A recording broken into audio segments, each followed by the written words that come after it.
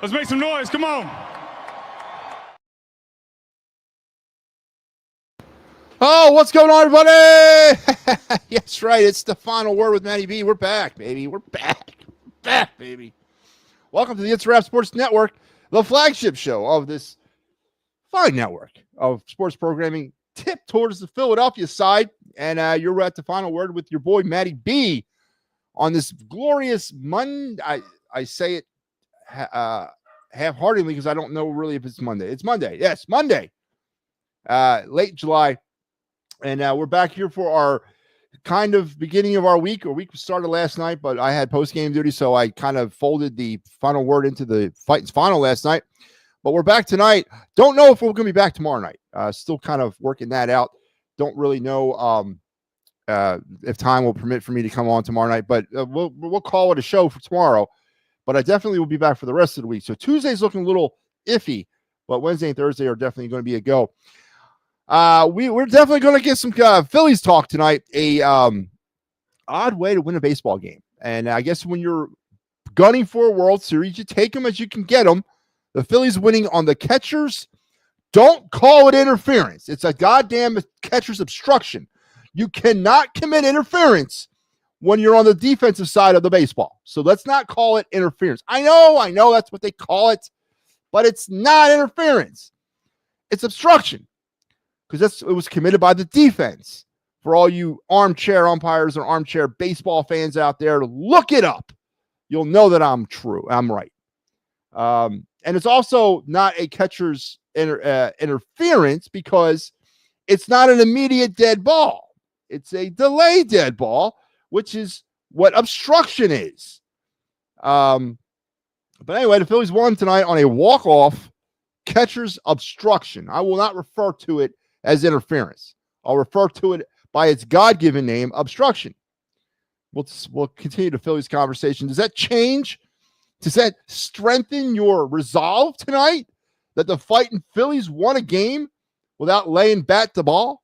Is that something that you, the faithful of this town, the people who pay your hard-earned money to go watch this, is that something that gets you jazzed up for going off to win a World Series because they won on a gimmick? Catchers don't call it interference, obstruction. So that's going to be on the table, the continuing saga that is the Phillies. And we'll talk more Phillies tonight. Training camp, man. Woo! The defending, is it appropriate now to call them the defending Super Bowl champions? Are they still just the Super Bowl champions? When does the defending part get worked into their title? Your Philadelphia Eagles are going to start training camp here on Wednesday, and seeking not only a title defense, and that's big enough to have to deal with, but also the legitimate question that if the Eagles win this year, if they win the Super Bowl this year, is it the dawn, finally, of a Philadelphia sports team dynasty? Can we finally claim that we have a dynasty working if the Eagles find their way back to Super Bowl? Is it 60? Super Bowl 60. Is it 60? Yeah, it's 60. It's Santa Clara in February. Also, the long, drawn-out, painful offseason that is NFL has finally come to an end. The 5 months of dreck has now yielded to 7 months of football conversation to include at all levels, high school, college, professional. And it's, for some people, it's the beginning of Christmas. Not for me, but, I'm a big football guy, but it's not my biggest thing. But a lot of people are seeing the light at the end of their tunnel when it comes to that long-ass offseason. Man, why is it so long? Why is the NFL offseason so damn long? And now they got 7 months of football to look forward to. And I didn't check this out before I came live. Let me take a look at it right now, because I think it's this weekend. I want to say it is this weekend, but let's take a look.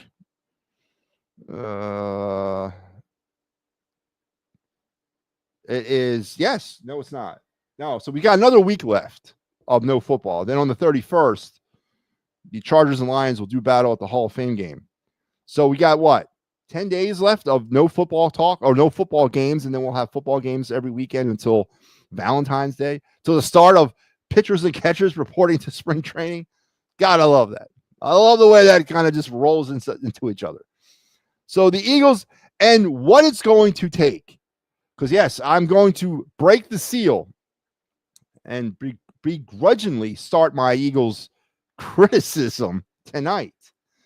And what's it going to take for this team to win a Super Bowl? And that's on the table tonight as well. So, of course, our This Day in Philadelphia Sports History, our card review, and our Of the Night segment, all tonight, jam-packed into an hour of fun here on the Final Word with MattyB. On the It's Rap Sports Network, the purveyors of such programs like this one, The Attacking Third with Pat Bernard, and yeah, you know, I watched a little. I ain't gonna lie. I watched a little bit of the Fightings final, and I see Pat's chiming in here, so I'm not gonna get too hard on him. Pat, we need to work on your technical ability, man. If you play the goddamn outro video one more time to start off a show, I'm gonna beat you to death with your microphone. Come on, man. It's like 101 stuff. All right, come on, Pat. You're killing me, man. Straight up taking a needle and stabbing me in the heart with it. It's just right. You know, it takes a lot of time to create those videos, man. And I don't do it. I outsource it to somebody to do it for me. But it takes a lot of time for that person to create those videos. You could at least show them the respect by playing the right video at the right time. So, but no, Pat did a great job with the, as always, with the Fightings final. But you can catch Pat on his other one of many gigs here on the network, The Attacking Third, with him and Steve Fuentes, or maybe they're two different people. I think they're two different people. I think Steve Fuentes and Steve Fuentes are two different people. And I don't know which one this one is, but one of them is going to be with Pat every Thursday on The Attacking Third. So make sure you're checking it out exclusively here on the It's a Rap Sports Network. So let's get it going here with the stuff. Hey, Joe Hale, what's up, man? How are you tonight? And speaking of Pat Bernard, Pat, how you doing? Joe Hale says, Mason Miller wants to be here. There's 4 teams that are on his trade list. Oh, come on, Joe. Come on, man. So Mason Miller is painting his room in red and white pinstripes. Are you kidding me, man? I'm not saying he doesn't want to be here, and I'm not saying you're wrong about the 4 teams, and the Phillies are one of the 4. And I imagine the other 3 are probably something like this: the Dodgers, the Yankees, and let's throw out a third one, maybe the Mets. So I think we need to put it in perspective that Mason Miller wants to be traded, but not necessarily to the Phillies. He wants to be traded to a contender, right? I think that's a fair statement to say. And I heard the circulating news again. At least now we're not talking Stephen Kwan and Emmanuel Clase anymore. We're now talking about a team that's actually probably going to be a seller at the deadline in the Sacramento Athletics. But to say that he's like fixated on the Phillies, I don't know about all that. Would he be a welcome addition to this team? Yes. But would he be a properly used addition to this team? That's the bigger question, Joe Hale. And I think that's the bigger question for every Phillies fan out there. Again, we could have Dennis Eckersley, Trevor Hoffman, not Jeff, but Trevor Hoffman, Mariano Rivera, Dennis Eckersley. Did I ever say him?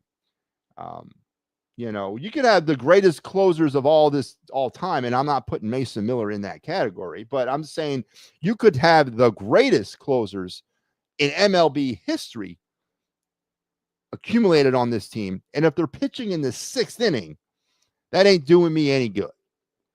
So I see the one side of the Joe Hale coin, and I see the one side of the Philly fan coin, but I also look at the other side.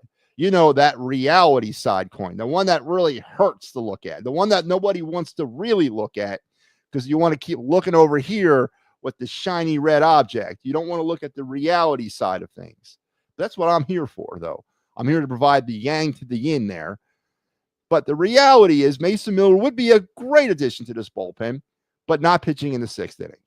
And there's nobody out here that can tell me to a 100% certainty of degree that we won't ever see Mason Miller in the 6th inning, because none of you have the stones to tell me that, because none of you are that far out.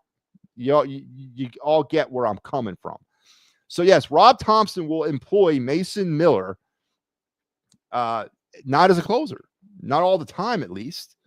And what will that do to Mason Miller's rods and cones? What's that going to do to him? You take a kid who's got closer stuff and you throw him in the 6th inning because that's what the binder says. What does that do to a kid, man? That's why I'm not on board with bringing a bullpen arm here. I'm not. There's just too much uncertainty with that. There's just too much Rob Thompson-isms involved in that. There's too much Rob's greasy little fingers with that. I don't want a reliever.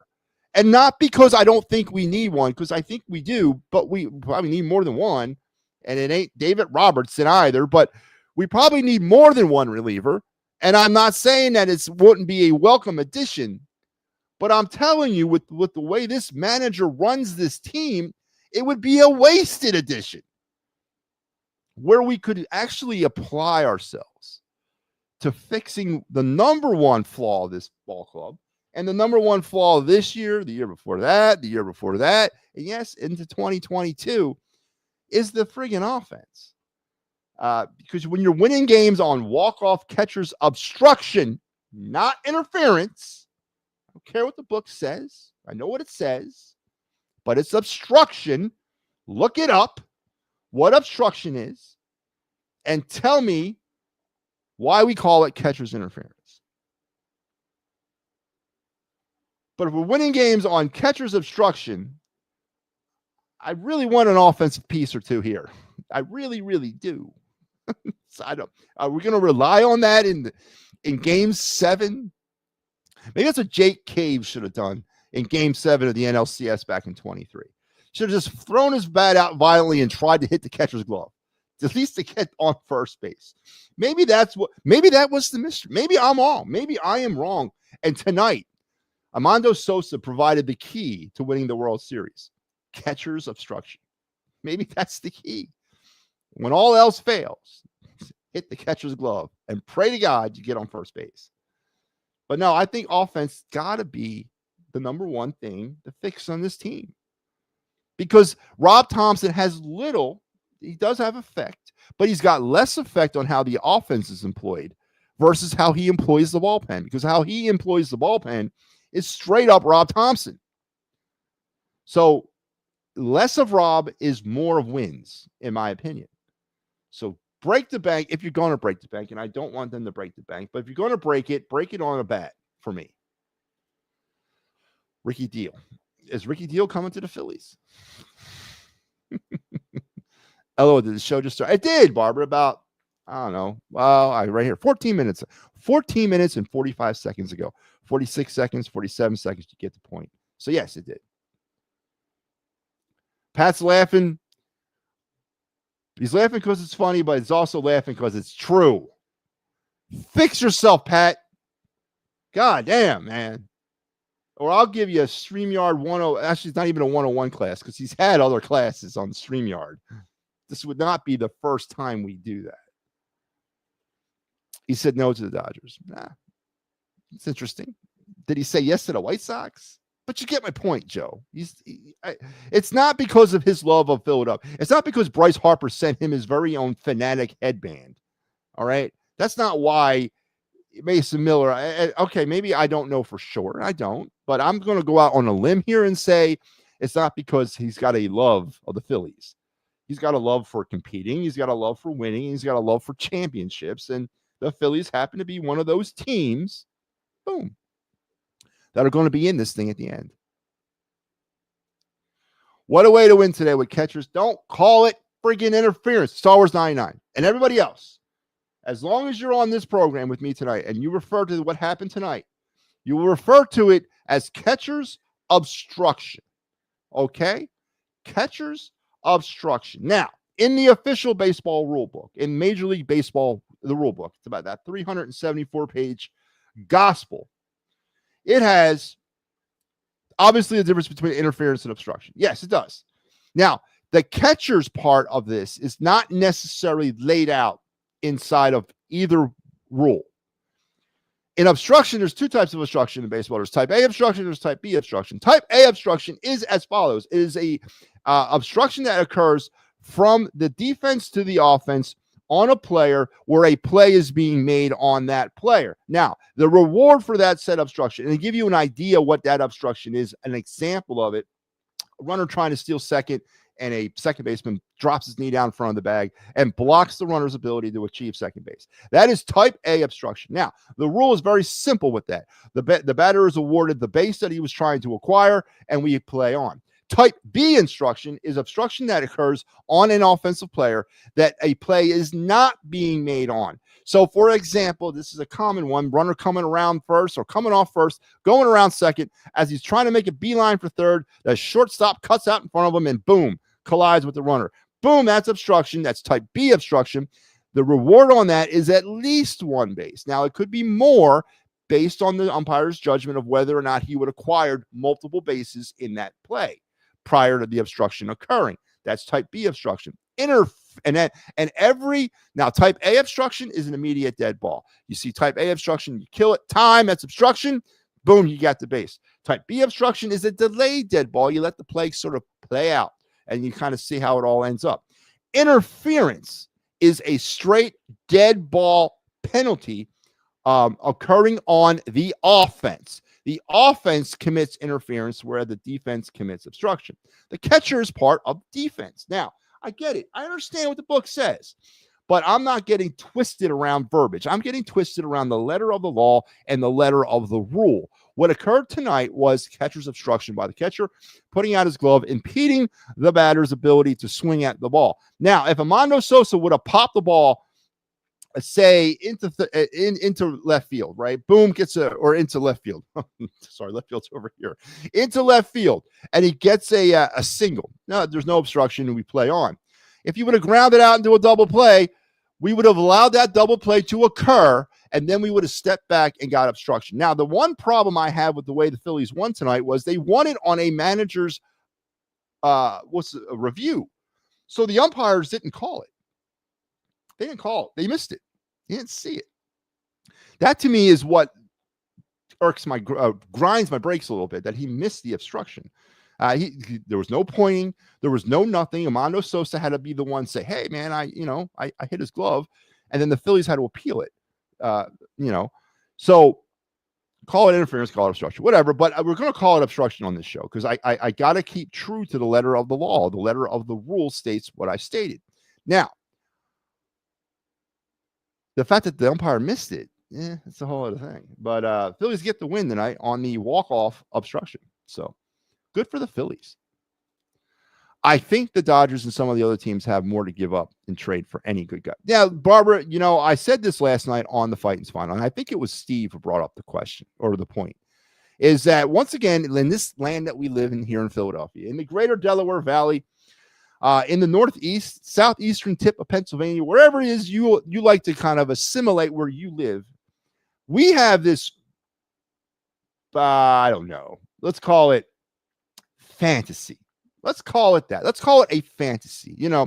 Sunshine, rainbows, unicorns dancing down the street, whatever.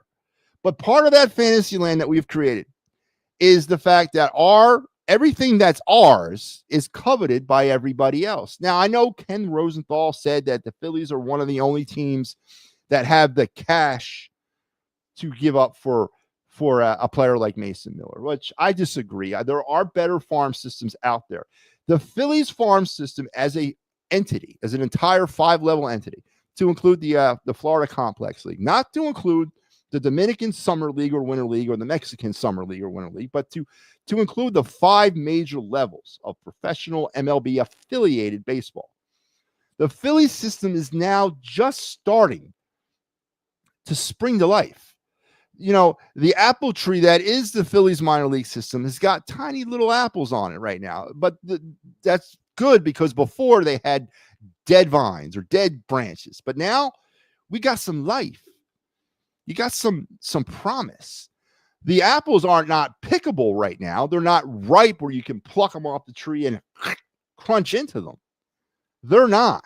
That's just the reality. Because if they were, the apples would be here, not in Lehigh, Reading, Jersey Shore, or Clearwater. They'd be in Philadelphia, but they're not because they're not ripe yet. So, but we are showing promise and we're showing advancement within the system. There are other teams, and I think the Dodgers was mentioned by somebody earlier, as what Joe Hale said, it's not one of the teams that's on his list, are one of those teams. The Dodgers have ripe apples on their tree. The Braves have ripe apples on their tree because we see it in play every day. Somebody gets hurt, boom, they call somebody up and they fill in seamlessly. So to think that we have this great otherworldly farm system that everybody wants Aiden Miller, or they all want Justin Crawford, or they all want Mick Abel. Of course, Mick Abel's the same pitcher that couldn't stay here. They sent him back down. Or Andrew Painter, who's coming off Tommy John surgery. To think that that's what everybody, the other 31 teams out there are coveting is really a Philadelphia trait. Isn't it though, Barbara? Isn't it something that is so indicative to us as fans, because we feel that we're on top of some sort of mountain here and that everyone else is looking up at us. So I agree. I don't think the Phillies have, I think they have some talent, unproven. And I don't want to take a flamethrower to our apple tree, because I fear that that's what Dave Dombrowski will do in any sort of trade. And I think if you are going to take said flamethrower to said apple tree, and if you're going to kind of heat it up, which you're going to have to if you want to really make a needle-moving move, you got to be careful what you're doing. You got to be careful for what the apples you're frying and what the players you're bringing back. You got to be uber careful. And it can be done. You can dance the dance. Now, are the Phillies too young in this revival of the farm system to think that Dave Dombrowski can properly cultivate that apple tree? I don't know. And I'm scared that we might be. And I'm scared that what will happen is another setback within our organization that will take, 10, 15 years to fix. And I also do believe your statement there. I believe that there's better players on better teams that could potentially be more interesting to the A's or to the Guardians or to the whoever. And that we're going to have to get into some sort of bidding war with these teams. And before you know it, I'll be playing in Reading. And then we're really screwed. So I'm very concerned and I'm very cautious. And I don't feel that the Phillies are in a position. And I know this is going to come off as negative Nancy, right? I know this is going to come off as some sort of hot take to a lot of Phillies fans. And I don't care if it does. I don't think we're one or two players away from anything right now. I don't. I think we're multiple players away. I think we're multiple levels away from achieving the ultimate goal of being a World Series champion. Can it happen in this era of Phillies baseball? Can it happen with these core players? Can it happen with the Turners and the Schwarber, maybe not Schwarber, but with the Harpers and the Turner? It can. I think it can happen. But you got to be careful. And I don't think we're in a position, and Dombrowski gave a presser today where he was talking about the signing of David Robertson, saying that he's going to go to Lehigh and work on his conditioning, which we all knew he was going to go somewhere and work on conditioning. But he said that he'd be interested in making other trades. He didn't come all fired up like he's about to come off the top rope and has something imminent. And, he's not going to tip his hand even if he does. But I don't think we're in a position right now that we're one or two players away, that we think that we're one or two players away from winning a World Series, because those one or two players, Dave Dombrowski might pay for. You know what I mean? And then what does that do? That sends us back 3, 4, 5 years. And right now, if you're looking around the Phillies draft pick tracker, and what I mean by that is the signing tracker, the Phillies have not signed any of their free agents or their draft picks as of like an hour and a half ago. They have till next Monday in order to do that, by the way. But I don't think we're in the position right now. We're not one or two players away, in my opinion. So Ohapi lost the game tonight with an error. Ohapi? I didn't see they were playing somebody. That's okay. He gets a pass. Go get him, kid. That's strutting your catching abilities somewhere else. What's up, Mickey Delaney? How's everybody doing? Milwaukee Brewers are starting to heat up at the right time. Milwaukee doesn't have pitching, Pat. Milwaukee is going absolutely nowhere. Pat, isn't that who you play? It's when you play them. Pat, sometimes it's not who you play, it's when you play them. It's certainly when you play them. We've seen that repeat itself time in and time again throughout the history of baseball. It's that hot team that catches fire. The most infamous hot team, in my opinion, in the history of this game. And I'm going to show my baseball nerdum right now. The hottest team, or the team that embodies what Barbara is saying right now to me, is the 2003 Florida Marlins. This was a team at the trade deadline that was like 12 games under 500, 10 games out of the wild card. And they fired their manager and went on this run that took them into the wild card, took them into the World Series, and took them to a World Series championship.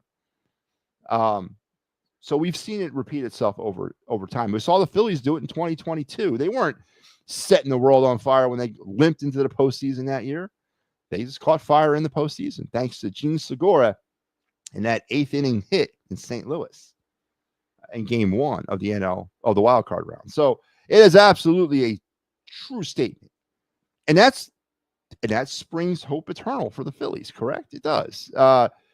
The Phillies could catch fire. Now, Phillies haven't caught fire in a while, and I'm starting to wonder if they're flame retardant, but it hasn't been since that 22, or maybe, you know what, I'll give them 2023 when they caught fire early in the playoffs and then fizzled out against the Diamondbacks. But they didn't catch fire last year, and it's been up and down all season. So, but hope does spring eternal, Barbara. Micah Parsons needs to be quiet about the brotherly shove. Why not? Micah Parsons is a free citizen of the United States of America. He can talk whatever he wants. Don't tell that man what to say. Tell any man what to say. Star Wars, come on, man. You know better than that. Who cares what Micah Parsons says? Oh, yeah, we do. We're going to change that phrase that we're from Philly and we care. Or no one likes us and we care. We got to change that because apparently we do. Hi, Pat Bernard. I'm not having side conversations in my chat room. Moniak has been on fire, hitting 500 last 14 games and still has more homers than Harper. That's so crazy. No, it's not. It's not, man. Mickey Moniak had the goods there, Barbara. I thought he had the goods. He just couldn't stay healthy. Remember every time he would get a shot with the Phillies? Now, number one overall goods over Pete Alonso? No, of course not. But he had the goods. And right now, as you mentioned, he's hitting 500 in his last 14 games and has more homers than Harper. I don't know. Mickey Moniak might be would be nice in center field right about now, wouldn't it? Would be nice right about now. But when Moniak did get his chances here, his injuries that always derailed him. He tear the cover off the ball for like 20 games, break his finger, miss 2 months, and then not be able to figure it out for another year or two. So, you know, again, Mickey Moniak is what Mickey Moniak is. But right now in center field, I take Mickey Moniak right now. Absolutely in a heartbeat. Mike Trout looks done, most certainly. And it's a shame for all you baseball card collectors out there that Mike Trout seems to have fizzled out, man. Because, boy, his cards were hot years ago, like 2-3 years ago. And people stockpiled them, and now they were left with a bad investment. We're doing this again? Hey, Matt, can you help me on YouTube? What, Ricky, you said this last night, man. With what? Help you with what? Be more specific. Can I open the phone lines on Wednesday? I'm going to open the phone lines tonight, Joe Hale. They're going open in about 10 minutes. I'm going to get through some of the procedural stuff, and we're going to flip open the phone lines for all my viewers. But let's get to some of the specifics of the show. Let's get it started. We haven't even got the show started yet, so let's strap in, strap on, strap in, strap on, and you know what the deal is. Keep your head, hands, and your feet inside the car at all times. Because here we go with your day in Philadelphia sports history. We go back to the year 1892. And yes, no, disclaimer, I was not here. I was not there. I was not there to physically take part in this. But in 1892, or I should say in June of 1986, this is a date in Phillies history or Philadelphia sports history that happened in 1892, but it finds its way to 1986. Then it goes back 100 years, and then it finally arrives back in 1892. So let's go on our trip through the DeLorean right now. In June of 86, two 300-game winners face each other, with Don Sutton taking the hill for the Angels in the Angels' 9-3 victory over Phil Niekro and the Cleveland Indians. The only time two 300-game winners squared off prior to that matchup. So it's a question. With Niekro and Sutton being 300-game winners in 86, career 300-game winners, was there a time prior to that happened? The answer is yes. And that was on this date in 1892. The Phillies, Tim Keefe bested Jim Pud Galvin of the St. Louis Browns 2-0 in this day back in 1892 with the first matchup of 300-game winners. The feat wouldn't be matched in the National League again until 2005. So we went from 1892 to 2005 in the National League. Of course, we went from 1892 to 1986 in the American League. It wouldn't be matched until 2005 in the National League when the Cubs' Greg Maddux outdueled Roger Clemens 3-2. So there you go. A very roundabout way to talk about the fact that two 300-game winners happened for the first time ever in National League history on this night back in 1892. So there you go. Your very obscure, roundabout way to talk about your day in Philadelphia sports history. And that was brought to you by another one of our fine programs here on the network, and that's the Bird Blast with Kyle Quinn. It is the quintessential Eagles pregame show, and it is returning in about a month. Join me and Kyle weekly as we will preview the upcoming Eagles game. We will also look back on the game that was, and we will provide you our expert analysis and our takes on what everything Eagles related to game day. That is the Birds Blast with 94 WIP's Kyle Quinn, exclusively here on the It's a Wrap Sports Network, coming back for season number 6. 6 years me and Kyle have been doing this show. I knew Kyle back when he was a fill-in producer on WIP. Now he's big time. But at least he hasn't forgotten the little people that he stepped on along the way. But yeah, Kyle's going to be coming back for season 6. And we'll be getting this thing rolling here in about a month with our NFL preview extravaganza show as we kick off every season that way. As we take a look around the National Football League, give you our division winners, our last place divisional teams, our wild card teams, our championship game matchups, and our Super Bowl picks and our Super Bowl winners. So make sure you're coming back at us about, say, around August 30th-ish is when we'll probably launch season 6. So can't wait for that. Can't wait. Be dealing with Kyle every week. That's really not that fun. But I do it because I love what I do. So let's go back now to your comments. But first, before I do that, I am going to do this. This is a nuance here on the program. We want to hear from you directly. So there you go, folks. The phone lines is now open. So click that link. It'll bring you in the StreamYard. It'll bring you backstage. Make sure you have some sort of way to communicate with me. And I will bring you on and we'll have a little chat. So there you go. This is part of what we do. Star Wars says Kepler had a bad attitude, so he needs to go. Kepler has a bad attitude. Kepler, I don't care if Kepler's attitude's bad. He stinks. God damn, he's Whit Merrifield, David Dahl, Austin Hayes, just all those crappy players roll into one, man. I don't care about his attitude, man. He stinks. See, firing it would work. Absolutely, Michael Kaepernick. I've never said it wouldn't work.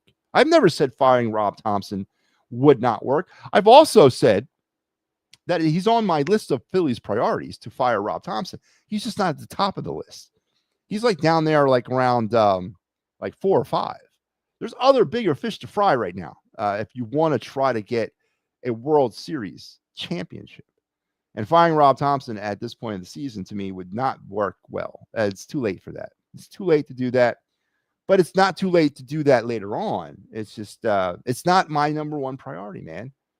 But I agree, it would work. It'd be a lot better. Robertson is too old, so I don't want to see him on the mound this year. Well, you better get ready to see him on the mound because he is your Jose Alvarado 2.0. He is finally the replacement for the guy we lost 2.5 months ago due to a PED suspension. And I listen, I think the bigger issue, Star Wars, is hopefully he's not the only guy we bring in. Wouldn't that be a kick in the junk for all you Phillies? I'm not even going to call you fans, you homers out there, that a David Robertson is the big splash of this trade deadline. Woohoo! Man, how do you keep your job after that? But no, you better get used to it. You better get ready. Probably in about a week, you're going to see him patrolling the dugout, or not the dugout, patrolling the bullpen for the Phillies. This Philly team needs these young guys to get up because they can't keep spending $500 million. Yeah, they can't. And I know this is one of the frustrating parts about being a Phillies fan, especially this Phillies team, is the fourth highest payroll in all of Major League Baseball. It's just not, this hasn't really worked out. It just hasn't panned out. It hasn't produced the way we all wanted it to produce. And I don't blame them.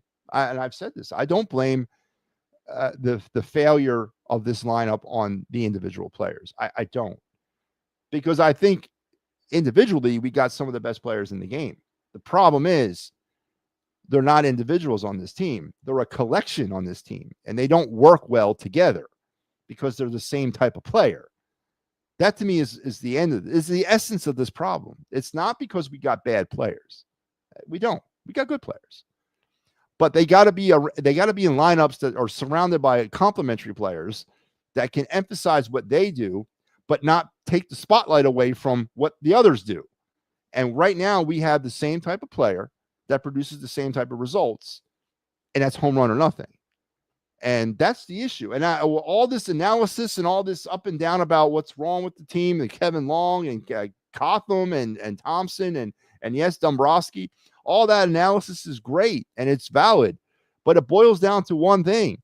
This team was improperly put together. When John Middleton said he was going to spend stupid money, he was right, and he did. But somebody should have told him, John, hang on. It was Klentak, and then it was Dombrowski. John, hang on, man. You're spending it on the wrong people. We're spending it on too many of the same type of person. We need to disperse it out, man. We need to bring in different guys. We can't throw all the eggs in the home run basket and then expect to home run our way to a World Series championship. It's not going to work. It boils down to that for me. This lineup was improperly put together. Is it a lost cause? It's not. This core still works. You just got to go back through and tweak it. You got to take every other guy out of the lineup and put somebody new in. You just gotta make it more consistent. The word consistency is not a word that Phillies fans use a lot. We use the word inconsistent a lot, but we got to be more consistent.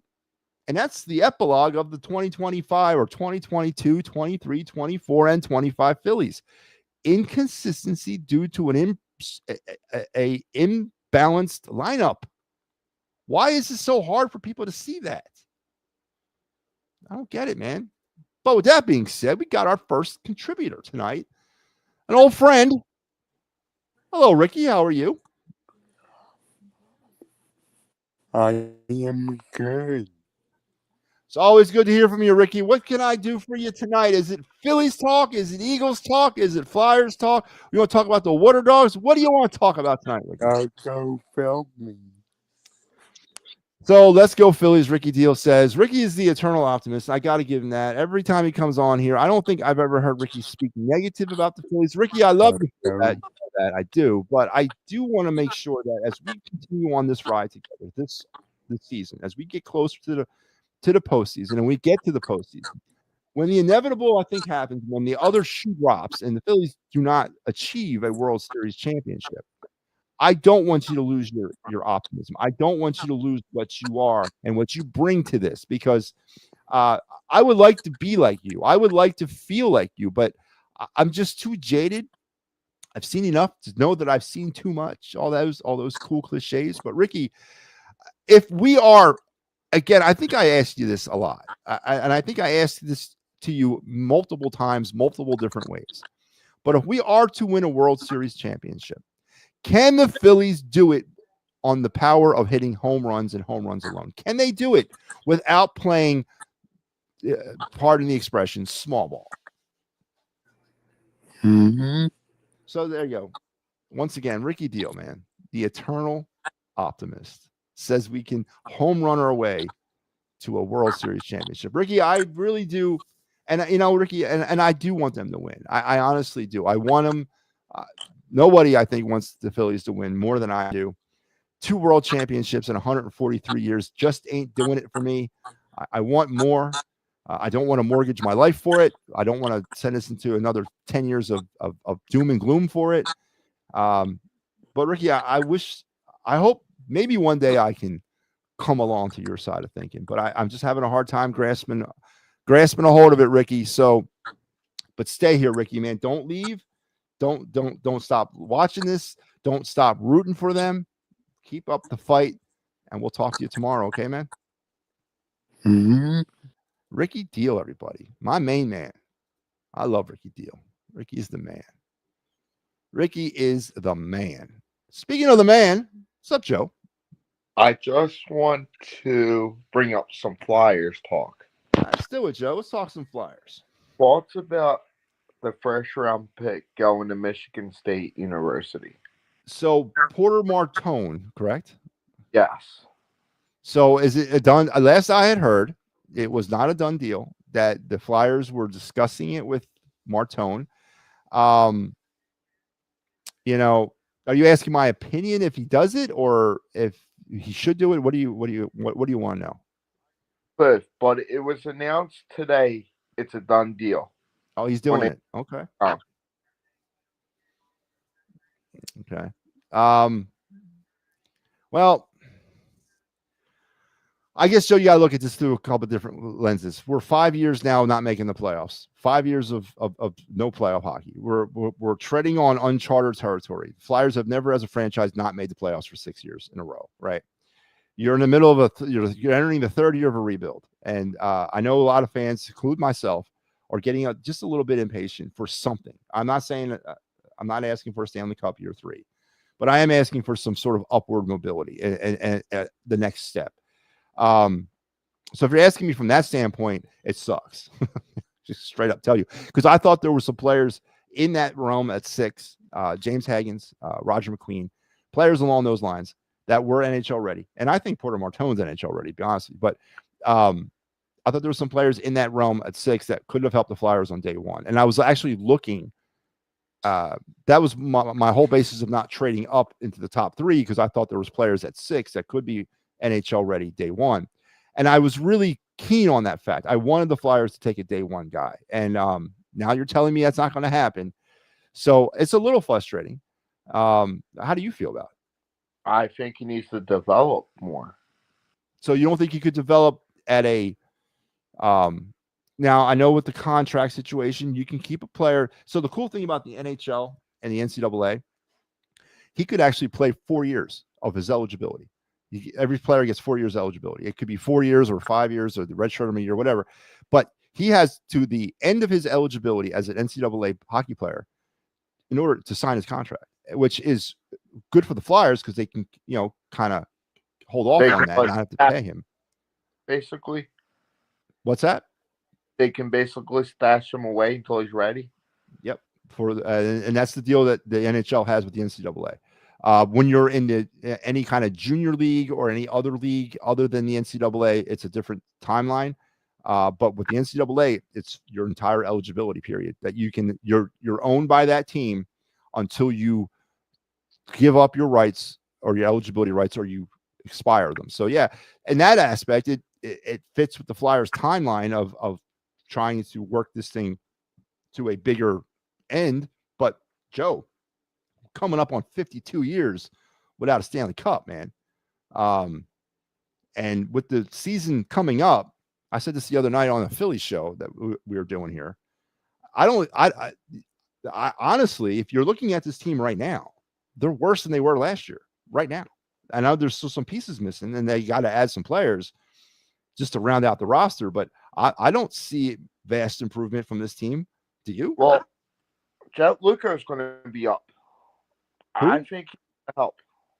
Jet Lachenko? Yes, Lachenko. There's no guarantee he's going to make the team out of camp. There's no guarantee of that. He's going to turn heads. Well, he turned heads last year, but then he came up. The NHL was a little bit.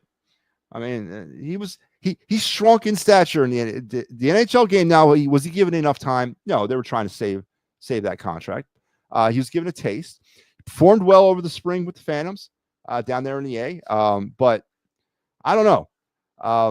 I thought he was a reach at 13. Honestly, I thought he was a second round talent. Jet Lachenko better turn some heads.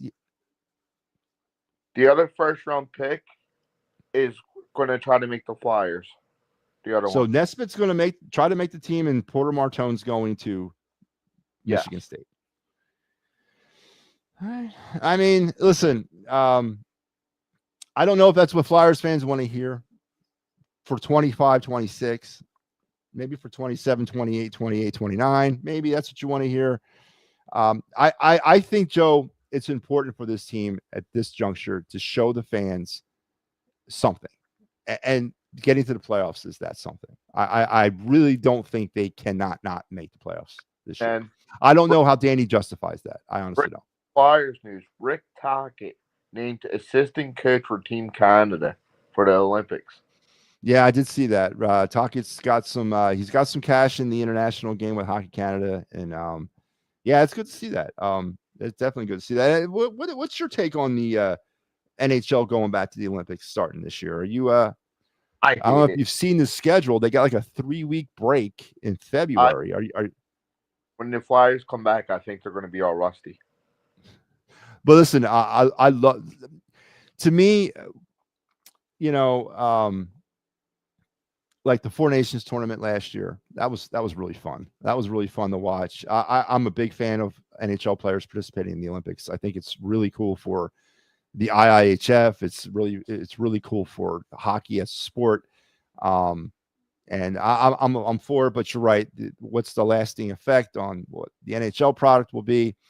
I don't know. And then I have a Flyers question for you too.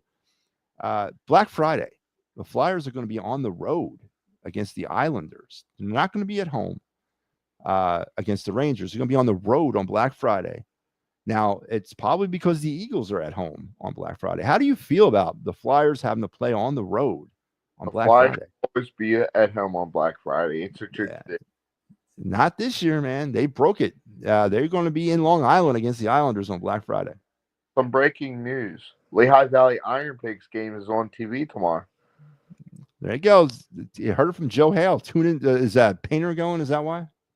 No, MLB Network's carrying it. I wonder if it's. Is it able? On the mound. I know. I believe it's Painter. I'm not sure. Well, there you go. For all you and listen, I think it needs. So I don't know if you're familiar with how some of the other teams do it. So the Yankees, for example, they're broadcast on the Yes Network, and another network carries some of their games. But they do they broadcast a lot of their AAA games and their AA games on their network. I think NBC 10 really should start broadcasting Phillies minor league baseball. I really do. I think it'd be good for the sport. I think when the contract's up with Comcast Sportsnet, I believe. No, they work together. Never mind. You're right. And then we get to hear who does the Iron Pigs. Isn't it who is it? Who does the what? Iron Pigs play broadcast team. It's some guys out of Allentown.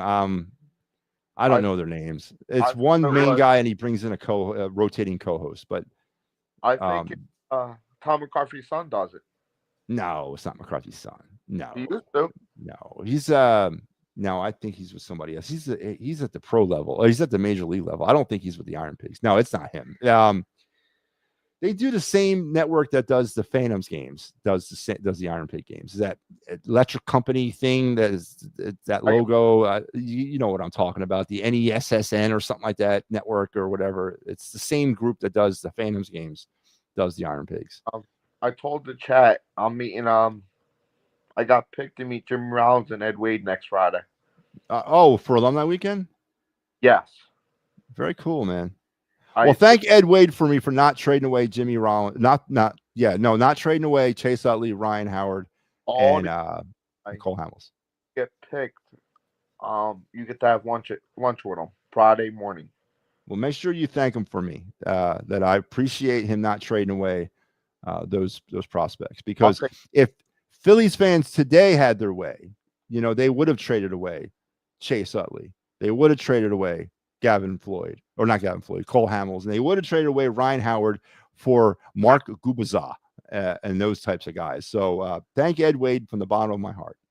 Just like with Dombrowski, I don't think he's going to make a big splash, but Mason Miller would be like, Oakland doesn't want the top prospects, apparently.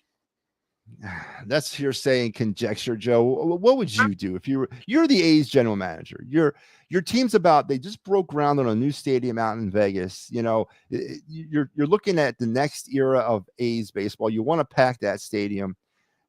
Are you going to honestly give away what you have right now, which is they have a lot of young talent in that system, on that team? Are you going to give away proven MLB, a closer for friggin' the second tier level of anybody's process? You're going to want to swing for the fences, because you got to look at long term what the A's want to do. I would give away Stott. He's struggling right now. Stott from listen, Joe. If you could pull off the Stott for Mason Miller trade, you're in the wrong job, man. You need to start working for the Phillies. And Abel. Stott, who, and Abel? Who's the second player? Racones. It's not going to work, man. They're going to want for Mason Miller, they're going to want a package of these guys, not necessarily all these guys, but Painter's going to have to be in it, Crawford's going to have to be in it, or Miller's going to have to be. One of them three is going to have to go, and I'm not prepared to give up any of them right now. I'm not. I'm sorry, I'm not, because I don't think the Phillies are one player away. If Mason Miller was the missing piece, if a lockdown closer was the missing piece, I would possibly make that trade. But Mason Miller's not going to close every game. Can we agree to that? Can you look at me in the eye right now, Joe Hale, and tell me that you do understand that Mason Miller will not close every game? He won't close every game. He'll be used a lot, though, in different situations. Absolutely. And that, to me, is criminal. Mason Miller's not a setup guy. Mason Miller's not a six-inning guy. Mason Miller is a closer, and he's going to be improperly used by this manager and his philosophy.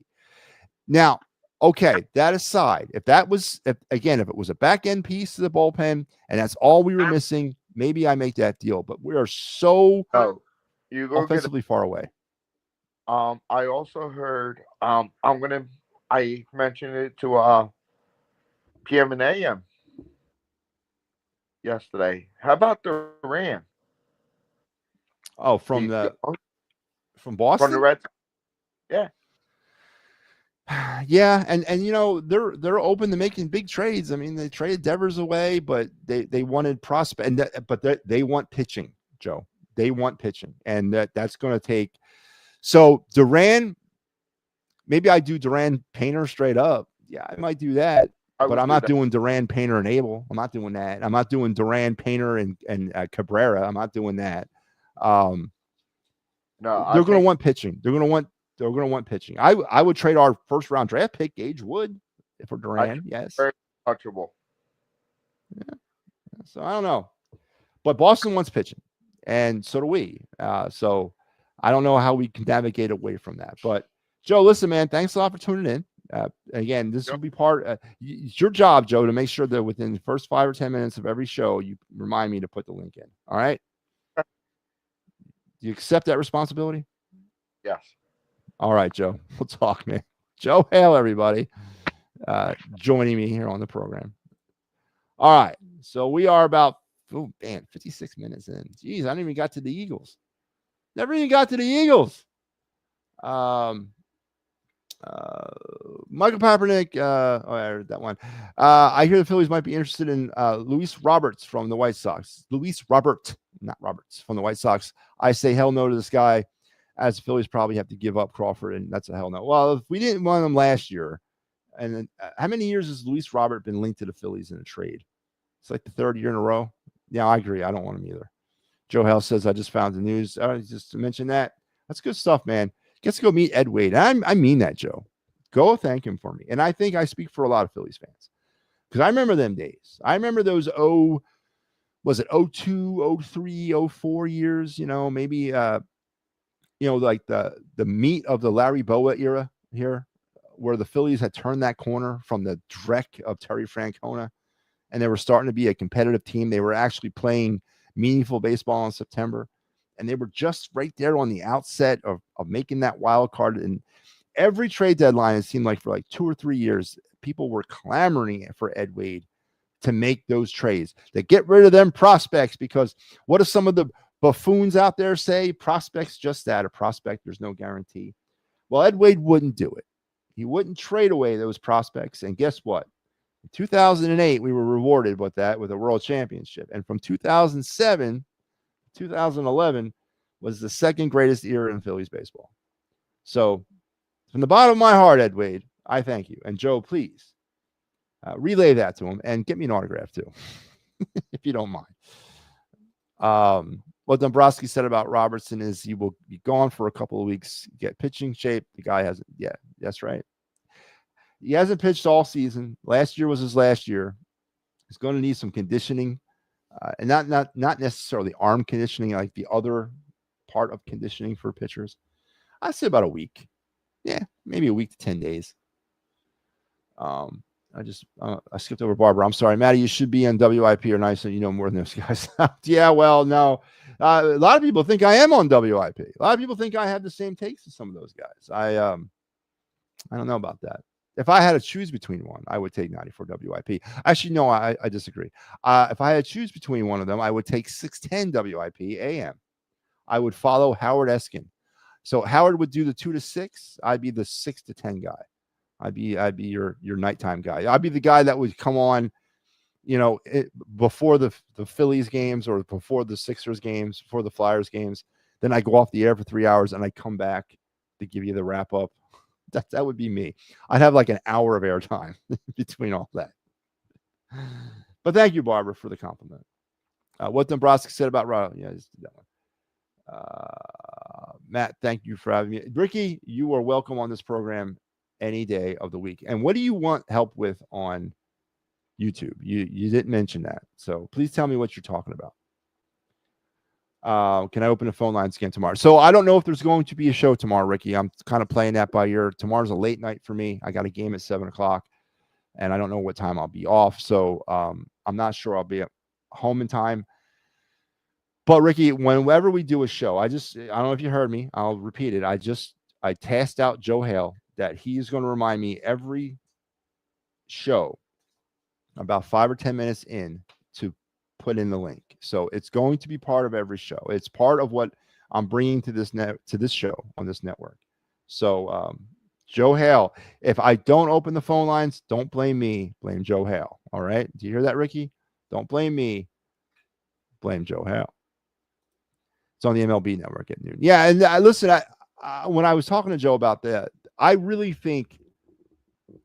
honestly believe if I was running a major sports network, if I was running, I'll use the Yankees as an example because they're doing it. They do put on their affiliate teams games throughout the day, and I think it's educational. It gives people a glimpse of what is coming.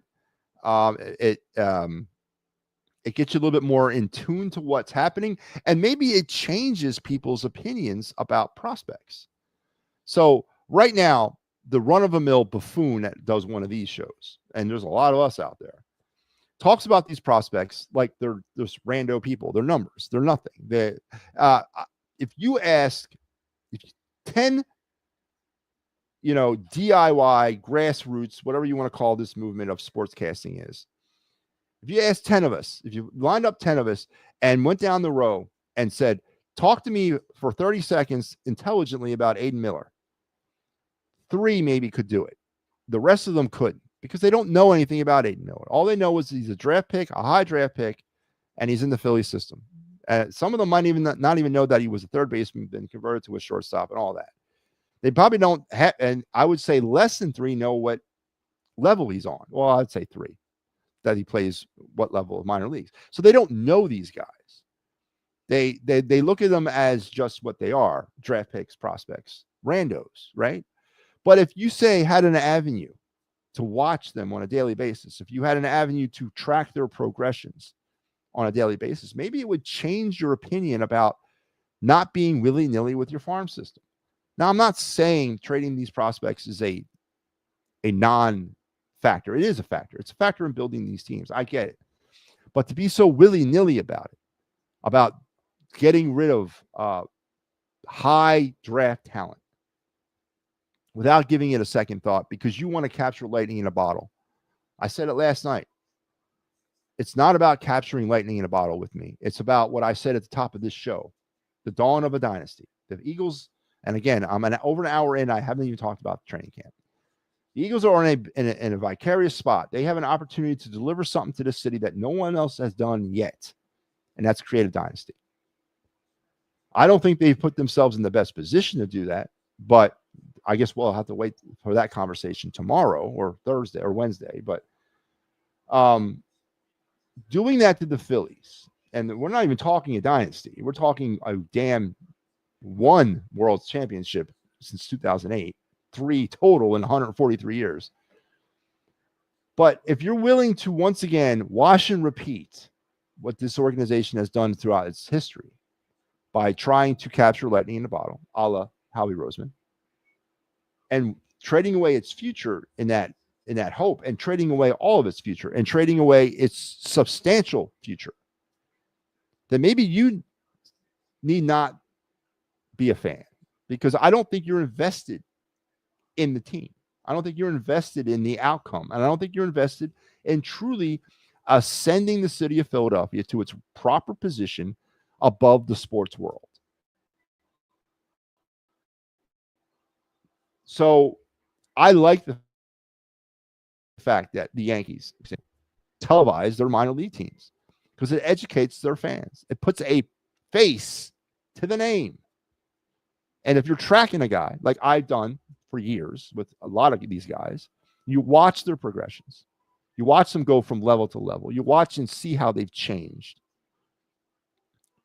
You grow fond to them, and you really start thinking that they have an opportunity. Now, are all of these high-level draft picks going to hit? No, I'm not a fool. I know that. But right now, I think we're too early in the stage. Like, again, that apple tree metaphor. We're too early in this to just take the flamethrower to the tree. I think you need to let it sit. So that's my take on that. Eagles training camp starts tomorrow. I thought it was Wednesday. It starts. What is it? What's the Flowers question, Rick? Pigs game are usually on. There you go. WFMZ on Weekends TV. It's that honeycomb thing, like beehive looking emblem. Purple and yellow is their colors. They do the Phantoms games too, I believe. Actually, they held on to all those guys far too long. Should have moved them in 2013 and started a true rebuild. Remember Howard? Well, no, Barbara, take it in the context that it was given. We didn't even, there was not a given that we would even have gotten to that point because everybody wanted them shipped out back in 2002, 2003. I get it. I get the mismanagement at the end, but the fact that they were still here in 2006, 7, and 8 was what I was referring to, not necessarily how they were mismanaged. You're 100% correct. But the injury to Howard, the injuries to Utley, I mean, it shortened their careers anyway. But I agree with you. But I'm saying there was, I don't know if you remember these days. I remember them vividly. They were clamoring for the it wasn't Mark Gubicza, it was Scott Kazmir. That was the pitcher. Scott Kazmir was the big name back then. The Rays pitcher. Remember him? Everybody wanted Kazmir. And the Phillies and Mets were two teams that were vying for his services. The Mets actually ended up pulling off this trade. It was in the summer of 2002, I think, if I ain't mistaken. And but the Phillies, man, Ed Wade got roasted, got destroyed for not pulling the trigger on that trade.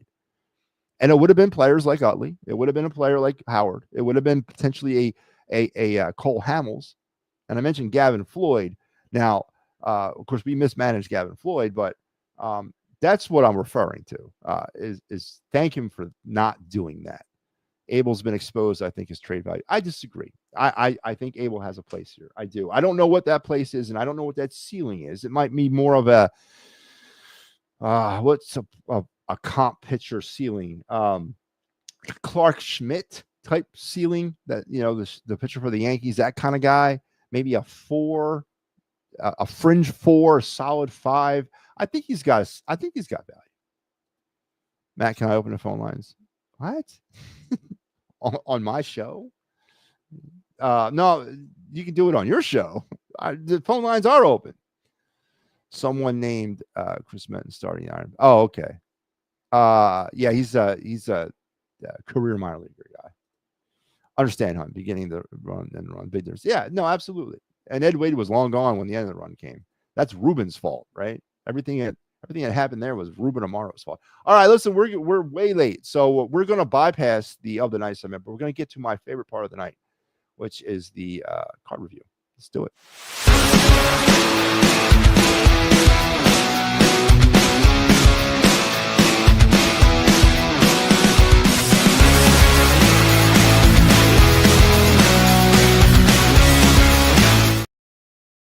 Yep, MattyB's card review. The absolute favorite time of my night is when I get an opportunity to sit back and talk about some sports cards. Tonight, we're staying with our theme over the last 2 weeks. So we've been kind of in the modern era of baseball cards. We're staying there. We're not dipping back into the 1980s or 90s. Don't worry, those days are coming back soon. But we're going to stay with 2018 tonight. We're going all the way back with our Wayback Machine. We went to 1892. We're going, and we went to 1986 and then 1896. Well, we're going back to 2018. This is our final stop of our time travel tonight to Topps 2018 update series. We're staying in the update series. We did our last card, which was the 2017 update series, I think, Ohtani rookie card. Tonight we're going to talk about a player that I don't think he's good. I really don't, but he's proven me wrong, especially this year, making the All-Star game, and he's a vital cog to what's happening in Detroit, which is amazing what the Tigers are doing. But we're going to go to 2018 and the rookie card of said player here. Oh, I don't even have it loaded up. Look at me, man. I'm doing a segment. I don't even have the source material ready. Wow, man, why they pay me here? I don't know. I'm stealing money from this network. Here he goes. It's coming up now. All right, 2018 Topps Update Series rookie card All-Star Game version of Gleyber Torres, the third baseman, or second baseman, sorry, of the Mets then, now of the Detroit Tigers. Torres, who, again, I don't necessarily like Torres, but he's proven me wrong. Kind of got a second life with the Tigers. And he's really making the most of it. And it's being reflected upon his card value. This is his rookie card from 2018 Topps Update. And this is it's a parallel because of the All-Star Game logo located down there on the bottom left-hand corner of the card. So it does define itself. It's not a base card per se. It's sort of a base card, but it's more reflected as a parallel or an insert, not a base. And it's got a massive value too. This is a example of a PSA 10 of this card. Currently right now in major databases that I use 3 of them. There's varying prices between about $25 and $45 for this exact card as a PSA 10. Good. Again, Topps with the full front, not wasting any real time with borders or anything like that. Got the rookie card, Topps logo there on the front, along with the All-Star Game logo on the bottom left-hand corner. This is it's a decent card, man. And again, it's a pretty lucrative card right now at $24. And this is one of those cards that, is one of the fun things about sports card collecting, because right now this is a hot card. It's a hot card.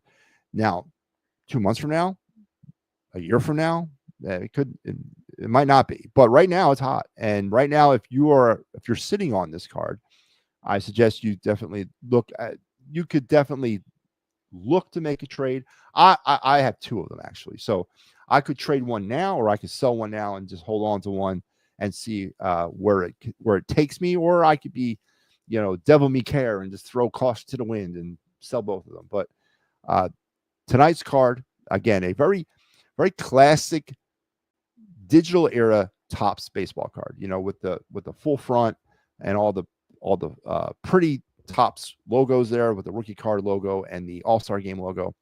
The 2018 Gleyber Torres rookie card from the All-Star Game Topps updated series. And there's your card review, and that's your card of the night. And here it is in its physical form right here. There's mine. Again, there's 2 of them in here. I have 2 of those cards. I think I'm sitting on a PSA 9.95, maybe not 10, but I got about a $20 baseball card here, which is not bad for a Gleyber Torres in 2018. It really isn't. There you go. And that was your card review. Again, that was sponsored by the PNM and the AM program. Your Sunday mornings will not be the same. So make sure you give what are their names? Pat and Mike. I'll listen to every Sunday morning here on the network, not the network, the network. Say it right. And don't forget, tomorrow night, we're rolling through this series, the Boston Red Sox, Game 2. And Steve Fuentes, this is Steve Fuentes, not Finentes. This is Fuentes. He's going to have you on Tuesday. Michael Aro will have you on Wednesday. I think I'm back over the weekend. Am I doing the Yankees games? I think I'm doing Sunday's game. I got to look. But this is your Fighting's final lineup for the rest of this week. So make sure you're tuned in immediately following all Phillies games for the Fighting's final. And then every Friday at 10:30 is the wraparound with Pat Bernard, as he will give you his version of the Philadelphia Sports Week. And then every single Sunday through Thursday, mostly, got to put that in the graphic, for at least another few weeks, is the final word with MattyB. So make sure you're tuned in for me. But that is going to take me to the end of another great, great, great show. I want to thank everybody for being part of it and supporting us.